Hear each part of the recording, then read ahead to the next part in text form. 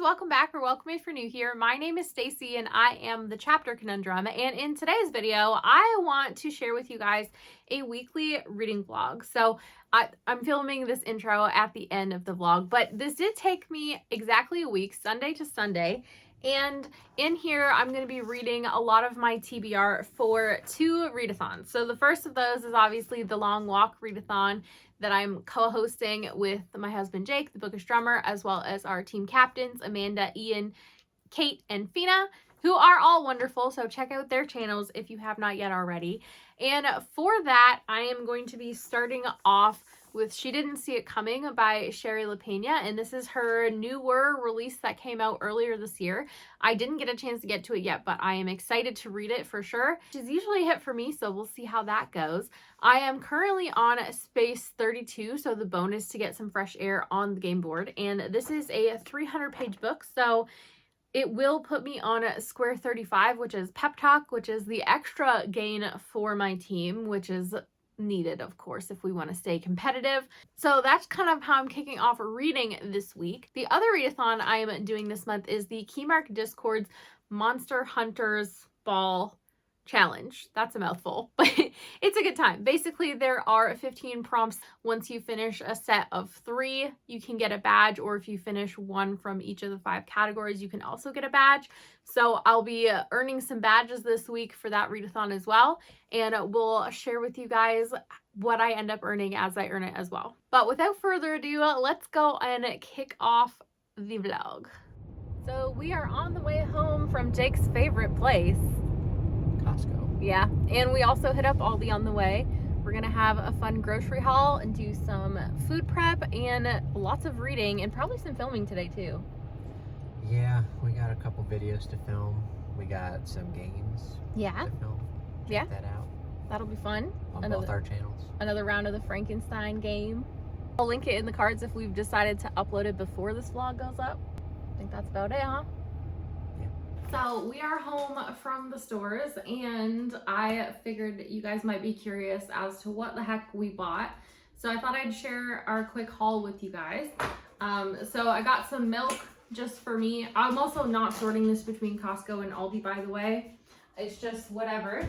I got some heavy cream, which I will need for a soup recipe that I want to make.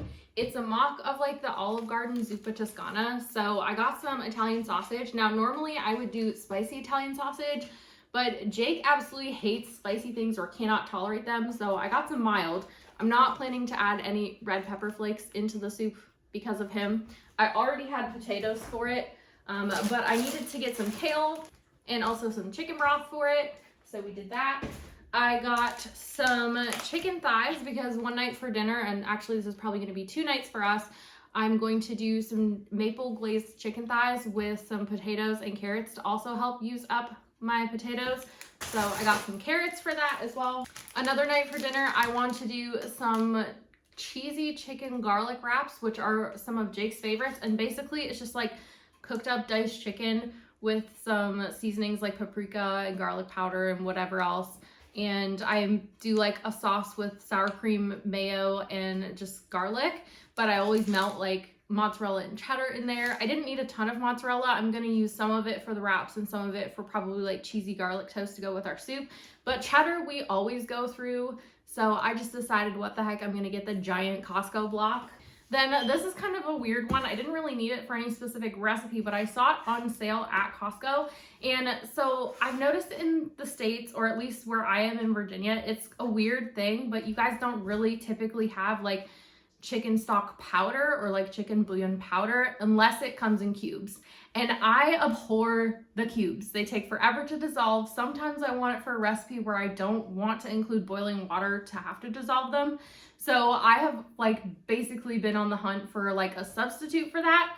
And one of the ones that I find that works is like this better than bouillon chicken stuff. It's like a paste stock thing, like concentrated. But it tastes good in recipes that call for chicken stock powder that I have. I don't know why, but in Canada, it's like very common to just be able to buy like a little canister of like the powder or like packets, like little envelopes of the powder. I don't know why it's not common here, but it's not. Then I didn't have this on my list with mini chocolate chips, But I was thinking, I don't know if you can tell in our fruit basket back there, we have a bunch of bananas and we are probably not going to eat them before they brown. So I figured I might as well make some banana chocolate chip muffins and needed some chocolate chips for that. Got some onions for multiple recipes, some spinach because I'm going to be doing a pasta recipe this week with some chicken, spinach, and feta and like a bunch of Mediterranean kind of seasoning, so that'll be good. And then also, if I don't use this whole bag for that recipe, I will be eating some salads for lunch, Jake as well. So I got some romaine to cut up and wash for that. And then we were also out of dressing and we were at Costco, so we got the giant bag of croutons and the giant pack of dressing. One of the really quick options for dinner that I like to do is from Costco. It's this orange chicken, and I basically just throw it in the oven and then put it in the pot with the sauce that comes with it after, and a cooked rice to go with it. And I also got a $1 bag of California blend frozen veggies I can steam to go with it. Probably melt some cheddar on there. It's a super quick, easy dinner that usually feeds Jake and I for 2 nights that we like.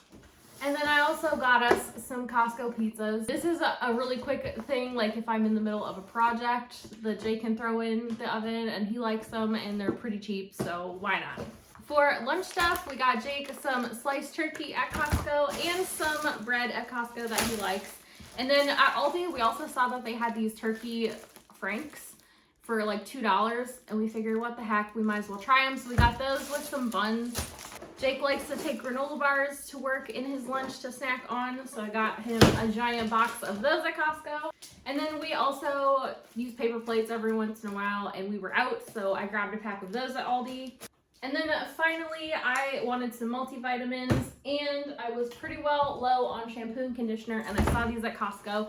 Never used them before, but they were on sale for like $9 each. And they're the pretty giant ones with pumps, which is always nice because there's nothing worse than getting through like most of a bottle and having to try and get the last bits out. So at least the pumps will help with that. And I figured, what the heck, it's on sale, I'll give it a try. But yeah, so that was it for our haul. My goal today was to be under $200, which we did. We spent about $180. I'll show you guys the receipts if you're curious.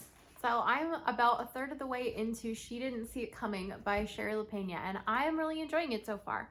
One of the things I love about her as an author is that she always tends to create really credible red herrings, and so reading her books, especially in the first half, I always have lots of theories as to who could have done it, and then in the kind of like the next section, those theories kind of like either strengthen or get weaker depending on what transpires.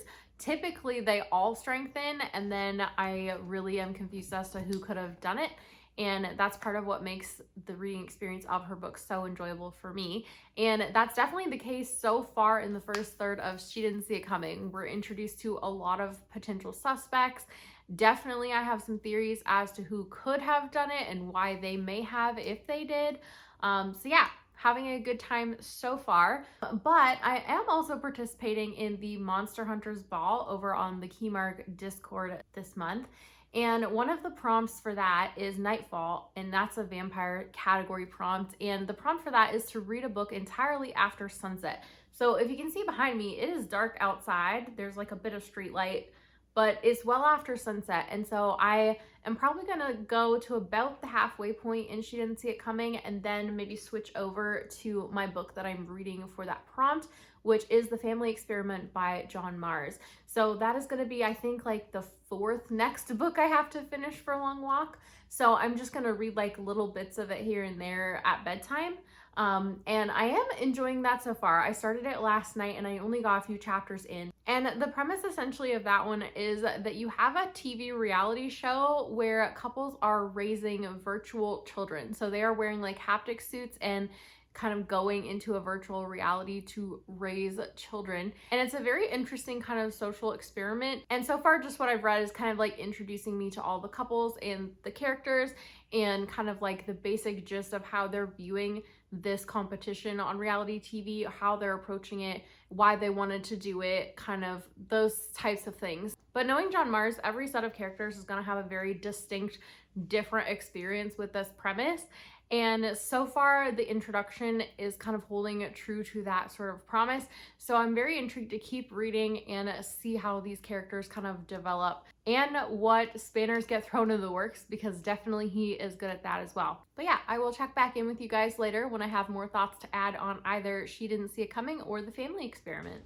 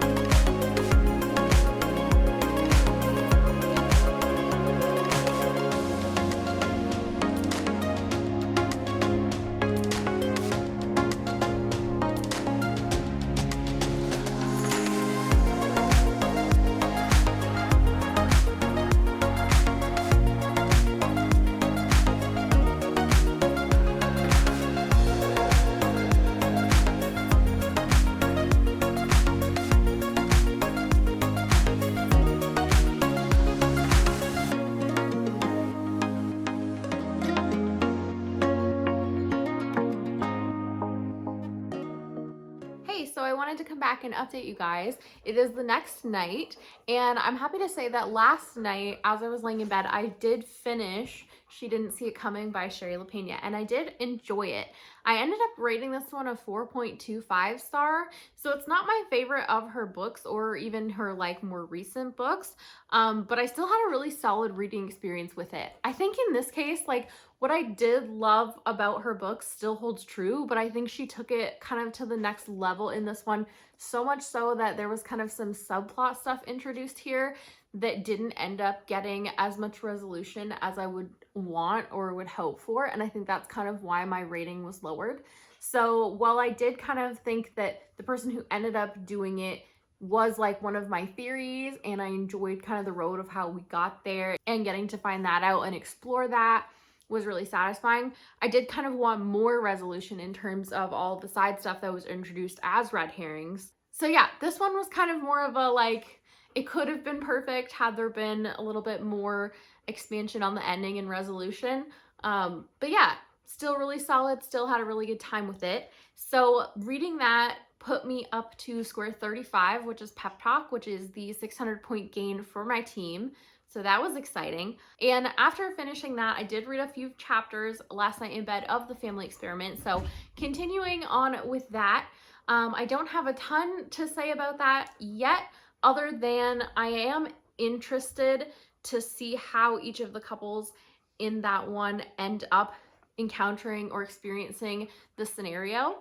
It definitely seems like John Marrs is doing a good job of making each of their experiences with this premise distinct and unique, and just getting to explore that and getting to kind of see like how this could shake out for different personalities is always interesting in his books, and I'm happy to see that that's probably going to be the case with Family Experiment as well. So yeah, still enjoying that one, but moving through it very slowly at this point, just a couple chapters at night before bed, since it is my sunset read or after sunset read for Keymark.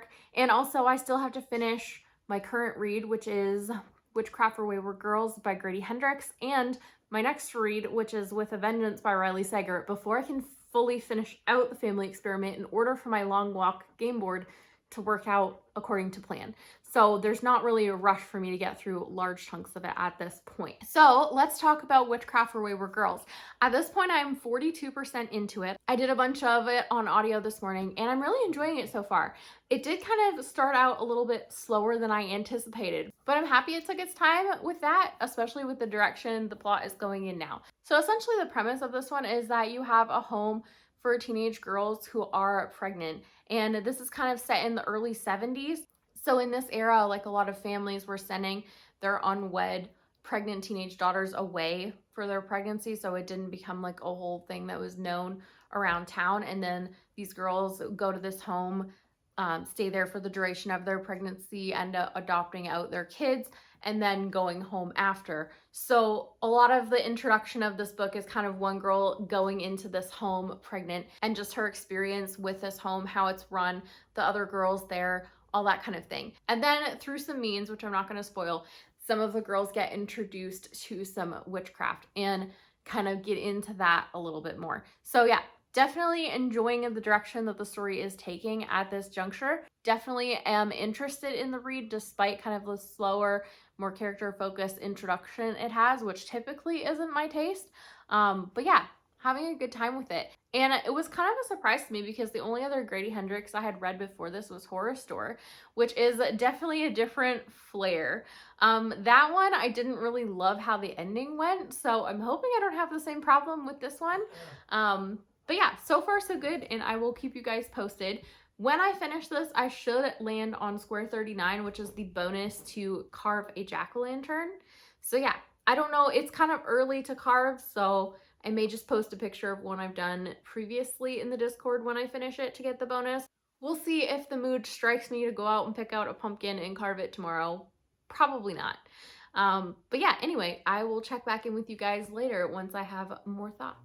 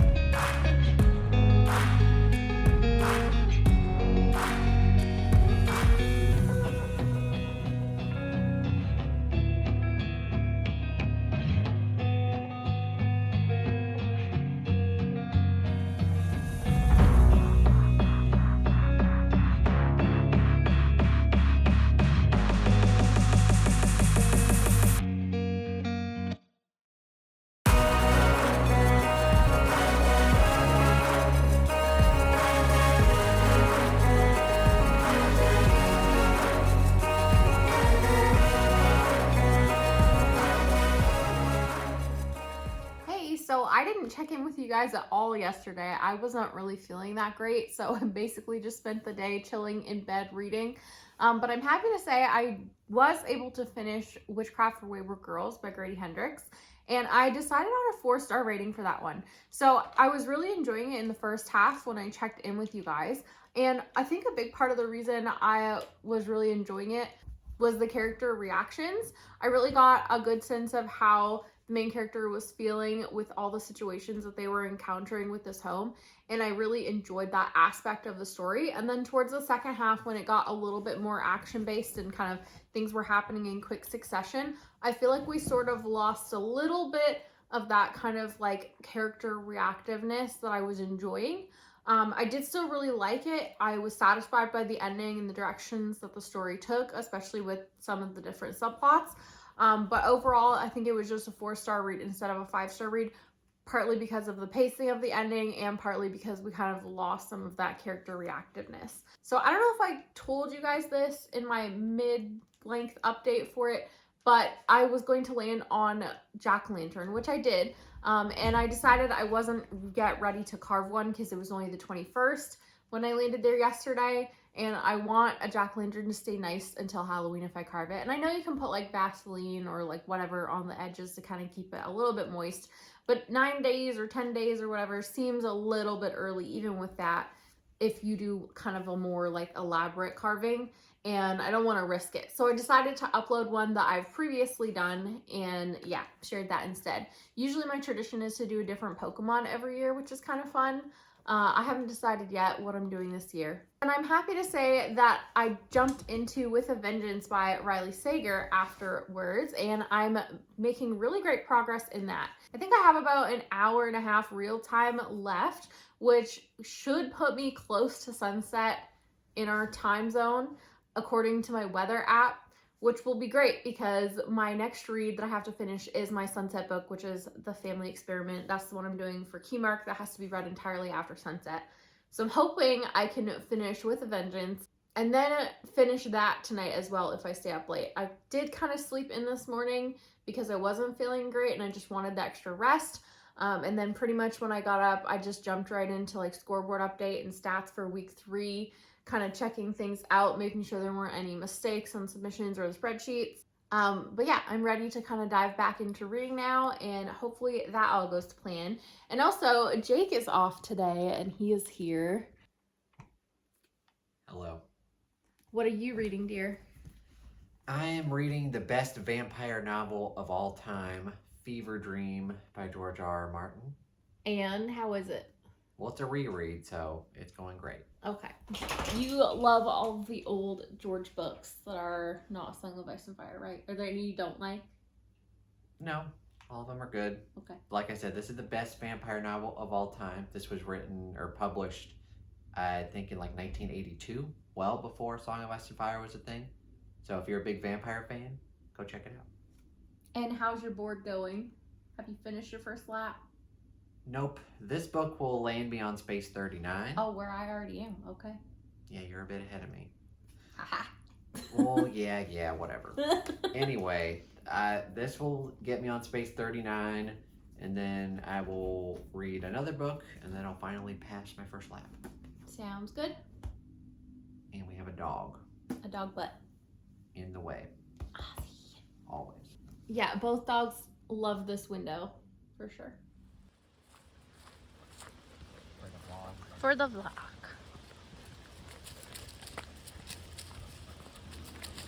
Did you have a good walk? Were you happy you went for a walk? Yeah. Yeah. Noelle, are you huffy puffy? Are you tired?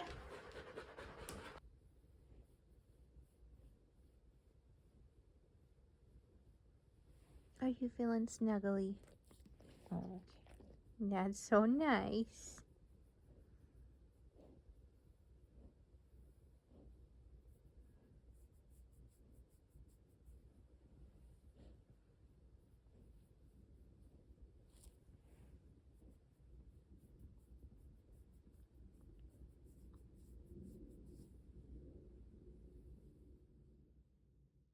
So I am back having finished With a Vengeance by Riley Sager. And I'm sad to say this is by far my least favorite Riley Sager. But there are kind of some clear reasons for that. So if you don't know, With a Vengeance is really kind of an homage to Agatha Christie. And I have tried a couple of Agatha Christie books and I have kind of the same problem.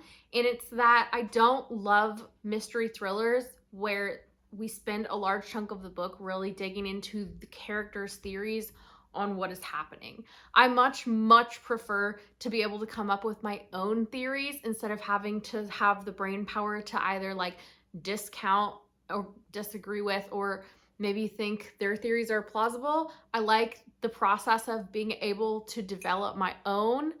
And furthermore, I always find that those kinds of logical reactions from the characters really take away usually from the emotional reactions of the characters. I'm more interested in What are they feeling about what's happening? Why is it distressing for them? Why are they happy about it? Like, I don't necessarily care too much about who they think did it. So yeah, kind of the same reason it doesn't work as well for me as a lot of classic mysteries don't.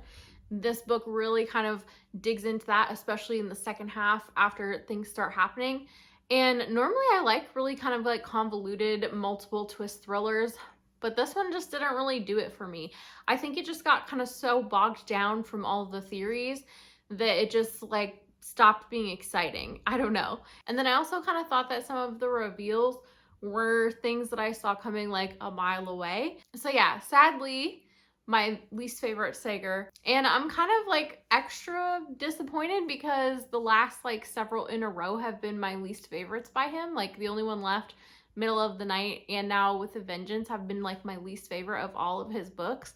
So it doesn't necessarily like bode well for me in terms of like what he keeps coming out with in the future.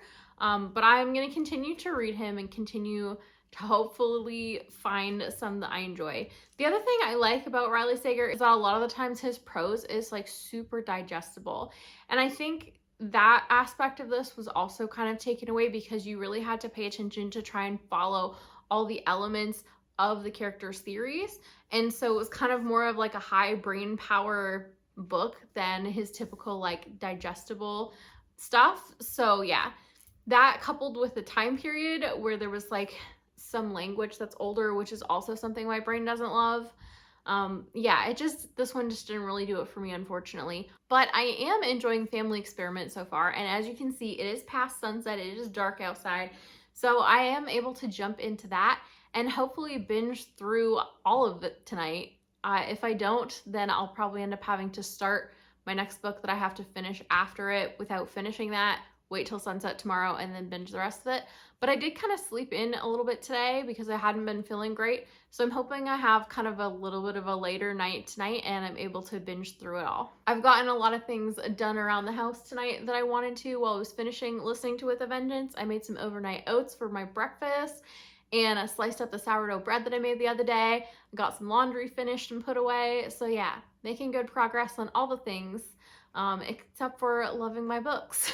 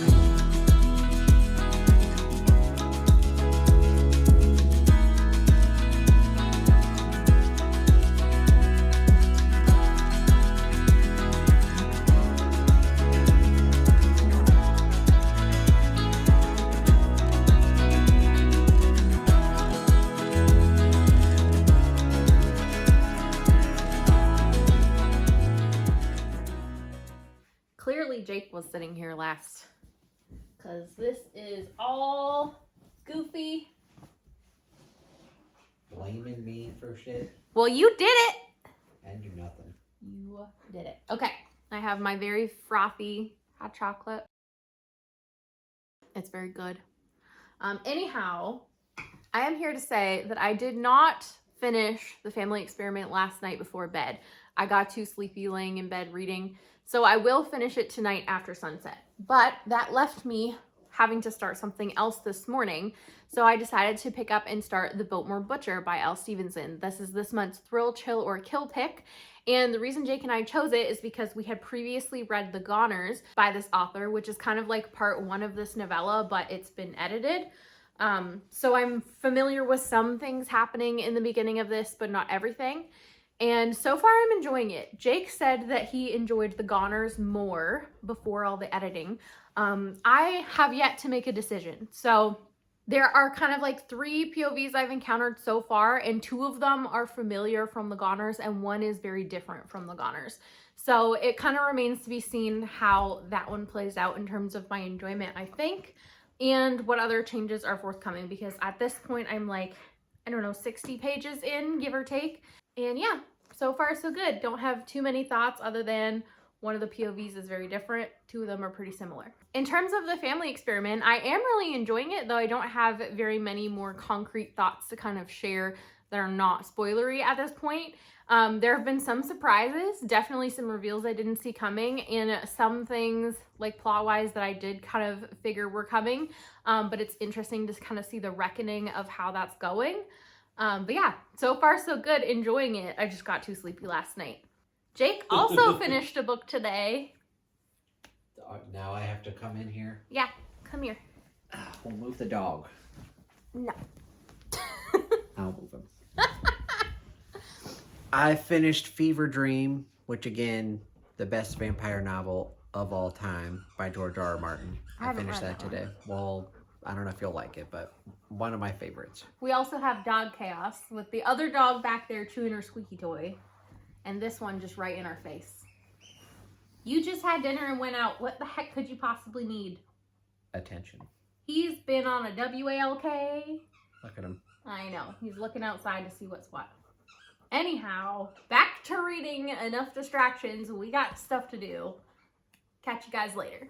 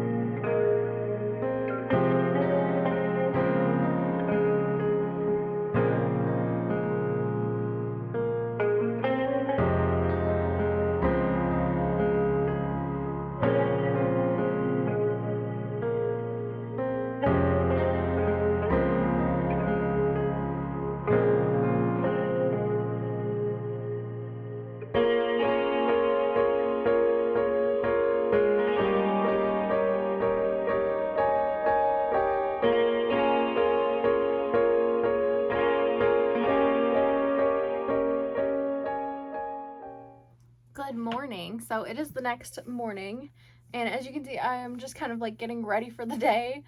I had a really nice lazy morning, curled up in bed reading with Ozzy, sipping on my coffee, kind of hanging out in my Snuggie.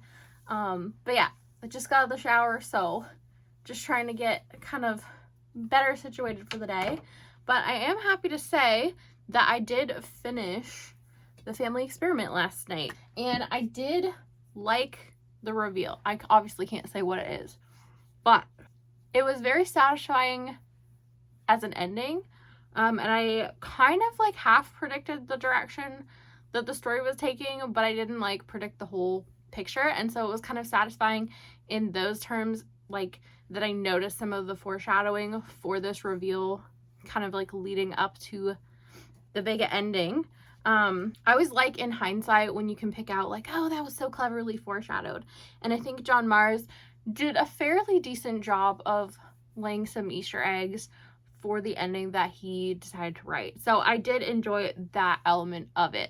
I did kind of want more emotional pull from the characters. And I don't know if that's just a thing that I'm like noticing because it's a theme across all the books I'm reading lately. Like at this point, is it my mood that I'm wanting this? Is it just the fact that I've been reading so many like thriller horrors kind of in a row? Like what is going on? But anyhow, I definitely enjoyed it. There were some elements that felt stronger than others, and I wound up giving it a 3.75 star rating. It's not my favorite of his universe books or my favorite of his books in general. I think my favorite universe one is still The Passengers, and my favorite of his books in general might still be The Good Samaritan. But yeah, liked it, happy I finished it, and happy I could move on to more of the Boatmore Butcher today. So that's mostly what I was reading this morning curled up. I'm probably about a little over a third of the way through at this point. And I will say this reads very differently than The Goners. So kind of like when I first started, there were like inklings of things from the Goners that made appearances. But now that I'm finished with part 1, like, this is very different. We're spending a lot of time kind of describing different things. We are like head hopping more. There's more than 3 perspectives at this point. It's definitely just a different vibe. And I am also noticing that with the audiobook of this, the narrator like takes a long pause after every single sentence. So it's kind of a weird flow listening, because even though it's sped up, like, the actual words will be fast and like to the point where I don't want to speed it up anymore, but there'll be so much kind of like dead space between the sentences that it just is like weird to listen to, kind of. So I think, based on the fact that I'm like in my head about comparing this to the Goners and really not loving the audio experience for this, I'm gonna put it down for now. I'm not gonna call it a DNF. I am gonna say, like, I want to come back and revisit this when my mood is a little bit different and when I haven't read so many like horror thrillers right in a row. Hey, so I have some updates and some decisions made to talk about. So the last time I checked in with you guys was this morning, and we had talked about that I had started the Biltmore Butcher and that I wasn't really loving it in comparison to the Goners. So I did decide to kind of put it aside before making a real decision about it, and I picked up and started Mere Sight, the 5th Green Rider book by Kristen Britton, and I'm happy to say that I'm 100 pages into this so far and really enjoying it. It did kind of take me a minute to get reoriented in this world because there was a big change based on how book 4 ended, and it did kind of take a hot minute to sort of figure out what is happening, what are we doing, what's going on. But now that I've figured that out, I am really invested in this and enjoying it so far. So in taking a break from Biltmore Butcher, I did kind of realize, like, it's not me, it's the book. And once I was kind of like reinvigorated with my reading, I did try a bunch of this physically. I read about 5 chapters of this physically, and I'm still not vibing with it. And I did kind of think about it a little bit more, and I think it's just that with the way that this was reworked, so much of the character emotion is taken out of the story. So you have a lot more head hopping in here, a lot more characters whose perspectives you're seeing through, but you're not really getting their reactions to anything that's going on, and you're not really getting a lot of detail as to like the most important things or the most egregious things, I guess, that are going on here. In the Goners, which was the novella that was originally part 1 of the series, I guess I didn't really explain myself. So kind of tangent, this used to be set up as a trilogy of novellas, and the first novella in the trilogy was called The Goners, and I read and really enjoyed that and gave it 4 stars.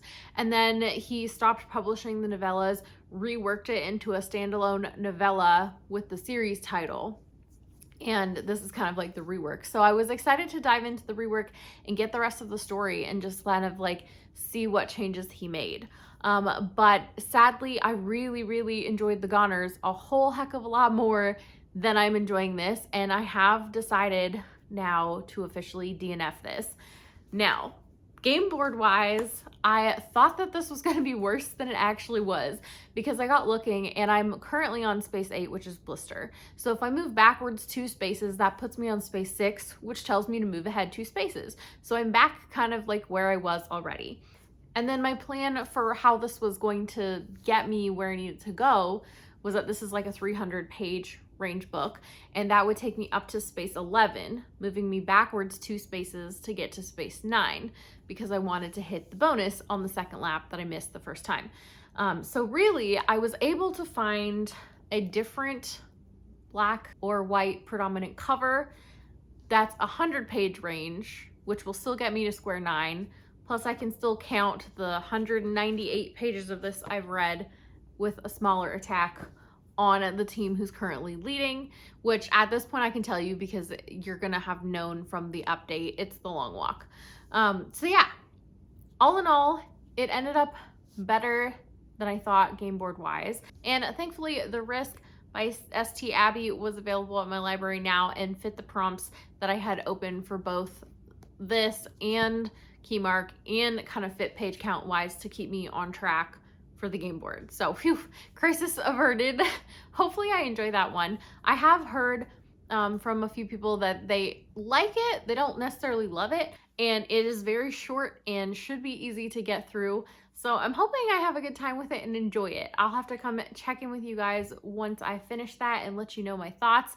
But yeah, very sad that I had such high hopes for this and ended up DNFing it. It is not the same experience as the Goners at all. There's a lot less character emotion, a lot less reaction from them.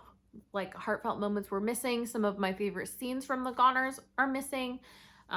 There's a lot more head hopping and a lot more description, which, if you know me, I don't visualize while I read, so describing more things to me is not necessarily going to get me more pulled into a story. But yeah, overall, very sad disappointment for me. But we're always happy to have more room on our shelves for things we actually love. So happy at least to have something else for the unhaul pile eventually. And kind of crisis averted in terms of being able to find something else to get me back on track with my game board plan for the readathon. And silver lining, I'm really enjoying Mirror Sight so far, so I know that it is truly the book and not just me in some kind of reading funk from the readathons. I definitely had a good time doing some reading sprints tonight on Jake's channel. It was fun to kind of revisit doing live sprints. It had been a hot minute. But fun story, if you don't know, Jake and I actually met through doing reading sprints on Discord. So it is kind of always fun for us to go back and do some reading sprints together. It's definitely a different vibe when you're live compared to just like cozied up on Discord voice chat, but still really fun, and definitely enjoyed being able to do that with him this evening. But yeah, I will check back in with you guys once I have more things to say on what I'm reading. What you got, buddy? Got your tire? What you got? What you got? What is it? Get it.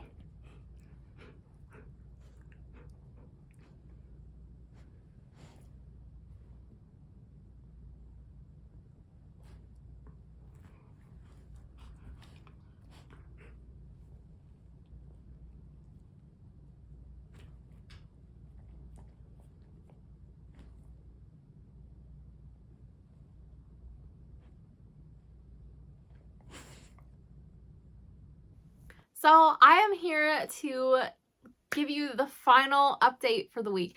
I did finish The Risk by St. Abbey, and I'm happy to say that I really had a good time reading this. I expected this to be a little bit different based on the cover, because I thought it was going to be more of like an erotic romance, but it actually was kind of not really that vein. So essentially in here, you follow a romance blossoming between an FBI agent and a serial killer. But she's not just like a random serial killer. She's more of like a Dexter-esque figure where she's trying to get revenge on a certain group of people from her past. And as you read, you're kind of like slowly piecing together the event that like was the catalyst for her decision to do this, and you're also seeing their romance blossom with a lot of tension. So it's definitely a high intrigue, easy to digest kind of read. The writing wasn't like amazing or anything, but it's entertaining and I had a good time with it. And the ending was a cliffhanger, so I'm excited to read the next book, but can't right now because of the readathon and how it would affect my game board. But I have the audio for it out from the library, and we'll get to it when it makes sense in terms of like readathon stuff being done. I think I'm deciding on giving it a 4-star rating, and yeah, would recommend the series. I have seen people say that a lot of the characters in this book series follow like the character archetypes of Criminal Minds. So if you're a fan of that, then maybe like that will kind of bother you and be like, oh, this feels like a rehash. But as somebody who hasn't seen that, didn't bother me at all, and I'm having a good time with the series so far. So intrigued to continue. And this landed me on a square 9, which is the bonus to share your favorite spooky season movie. Mine is The Goonies, and this is a fun one that no one else mentioned yet. But yeah, I always have a good time with it when I watch it. It's got a lot of nostalgia wrapped up in it, and there are just certain moments that make me laugh that I really enjoy. So yeah, definitely one of my favorite spooky season movies. Hopefully you enjoyed following along with my reading this week. I'm happy that I was able to read as much as I did. I had definitely in the last few months been struggling to read kind of at the same capacity that I normally do. So it has felt really good this month to just dive back into reading. And it also feels great to be back creating content for you guys, because I definitely do enjoy that as well. But yeah, hopefully you guys enjoyed following along with me this week. I think I will try and vlog next week as well to wrap up the readathon and see how that goes. I don't know if I'm going to manage to finish my ambitious plan of finishing the game board twice. But I did sign up for the readathon as like a 13 to 18 book reader, not necessarily a max reader. So if I don't, it's fine. I'm not going to bum myself out if I don't max out the readathon. But it'll be fun to see how much I do manage to get to and where I can get to on the game board. And how I may rejig my TBR to complete key mark if my long walk plan doesn't happen. So yeah, all of that still to be figured out next week. As always, thank you guys so much for watching. Don't forget to hit like and subscribe on your way out if you want to, and have a great day. Bye!